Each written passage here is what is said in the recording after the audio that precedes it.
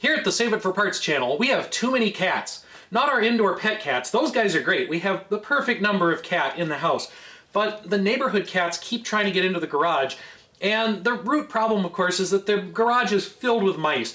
Eventually, I would like to mouse-proof the garage, but it's kind of an uphill battle. There are big gaps under the side door, gaps around the main garage door, there are gaps and cracks in the ceiling, up around the outside of the garage. There are all kinds of places for rodents to get in here, and I can always hear them scrabbling around the ceiling, running through the walls. Sometimes they dash across the floor when I'm in here working, so it's no wonder that the cats want to get into this garage and chase the mice around.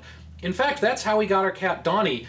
He just kept moving into the garage every week or so, and I would find his owner, I would bring him back home, and then he would be right back here in a day or two. And that was from like 10 blocks away, so he made a huge trek down here to come in the garage and eat mice. Eventually the old owner said, you know what, he likes you better, just keep him. So that's how we got Donnie. Now currently we have two other stripy cats in the neighborhood that kind of look like Donnie. We have Big Stripes, or Oliver. He's kind of standoffish, he doesn't really want to hang out with humans, he's not afraid of humans, but he's not a fan of being talked to or pet. And then we have Little Stripes, who's a girl. I don't know if she's from the same household as Oliver, but she definitely comes in the garage a lot as well. And she's a little friendlier, she likes to be pet. And then when I'm not looking, they get into the garage and they romp around on top of every surface. They leave little kitty paw prints across whatever I'm working on. Occasionally pee on things. My potato cannon tank smells like a cat box at the moment, which is not fantastic. The main problem for me is that I like to lock the garage up at night. When I leave, when I go back in the house, when I'm done with my projects, I close all the doors, I lock it up. Well, I don't really want to trap any cats in here, but overnight is bad enough because then, like I said, they pee on things, the garage smells like a litter box when I come out in the morning, and I've got angry cats running out the door when I open it up in the morning.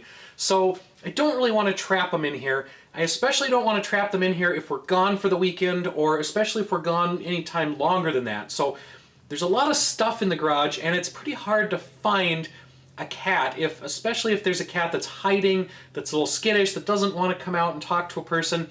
They can get themselves wedged in all kinds of cracks and crevices under all kinds of junk in here. So I don't want to trap any cats in the garage. So today we're going to add a one-way cat door to the side door of the garage.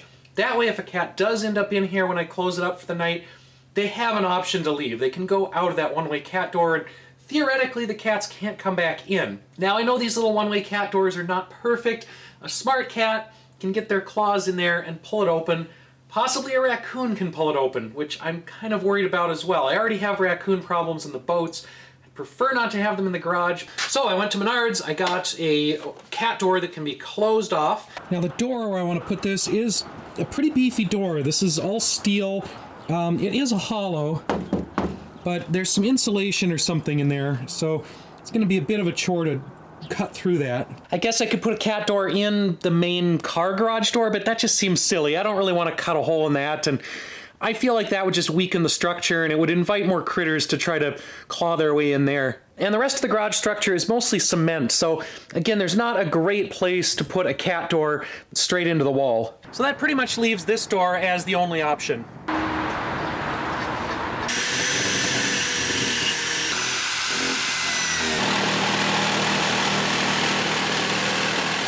Alright, well, I did not realize there's a reinforcing rod right in the center here where I put this hole, so that would have been good to know ahead of time. Oh well. Alright, and apparently I got a slightly different cat door than I thought. This one, you can just lock it completely, but you can't choose a direction to lock it. So I can modify that. I could just put something on the back here to make it swing only one way. All right, here we go. We have the cat pressure relief valve. So the door can open out, can't open back in because I put some screws in the corners here. And then I covered any of the sharp metal edges with pool noodle, so it's a nice smooth exit for the cats. They can just leave the garage, hopefully not come back.